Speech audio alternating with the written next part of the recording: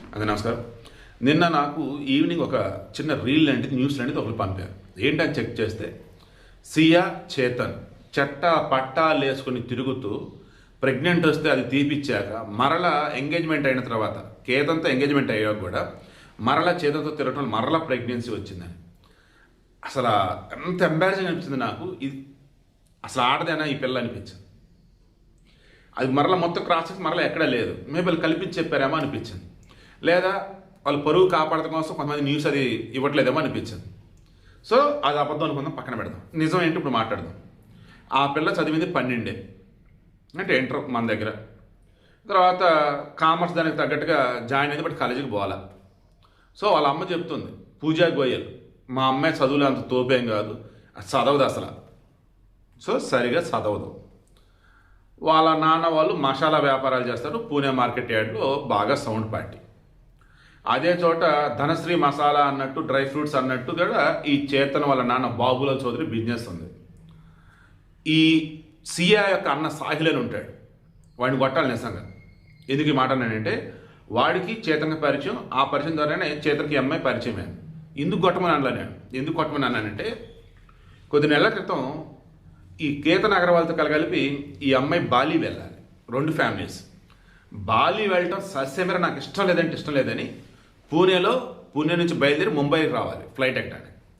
సస్యమేర అమ్మాయి కారు ఎక్కడానికి గొడవ చేసింది. బలవంతంగా సాహిల్ అండ్ వాళ్ళ ఇంటి వాళ్ళు అమ్మాయిని కారు ఎక్కిచ్చారు. దీని అర్థం ఏంటి?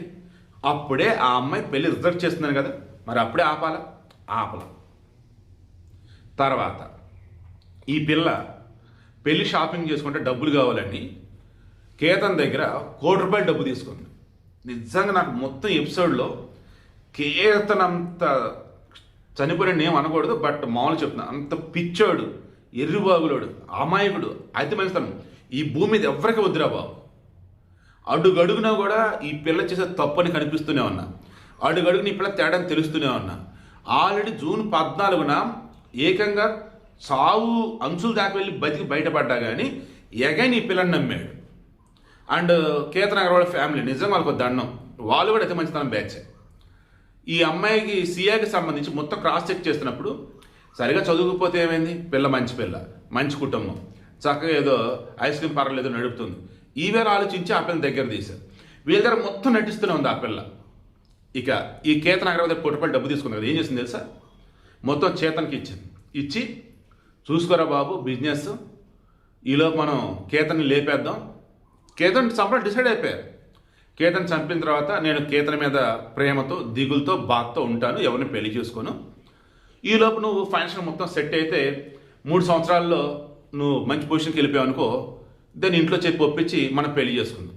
ఇది అంటే కేతన్ అనేవాడు పుట్టింది ఈ సియా చేతిలో బలి అవటానికి. కేతన్ అనేవాడు పుట్టింది ఈ సియా చేతన్ని కలపడానికి, డబ్బులు ఇవ్వటానికి.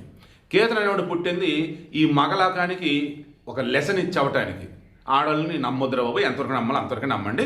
అండ్ ఎప్పుడన్నా ఏదైనా ఒక ఆపద కనుక వచ్చినా, అనుకోకుండా ఎప్పుడైనా ఏదైనా ఒక ఇబ్బందికరమైన పరిస్థితి ఎదురైనా ముందు వెనక క్రాస్ చెక్ చేసుకుని దాని కారణం ఎవరో తెలుసుకుని వాళ్ళకి దూరం జరగండి. ఇది ఇక వేరే వీడియోస్ దీనిలో చెప్తాను. లోహగడ్డ కోట, అది ఏకంగా 2000 సంవత్సరాలు ఉన్నటువంటి చరిత్ర ఉన్న కోట అంట. మొత్తం శత్రు దుర్భేద్యమైంది, మొత్తం ఇనుపుతో తరిసిన కోట అన్నట్టుగా అంటారు దాన్ని. పూణేకి దగ్గర ఉండితే లోనావాలాకి 11 కిలోమీటర్లు ఏమో.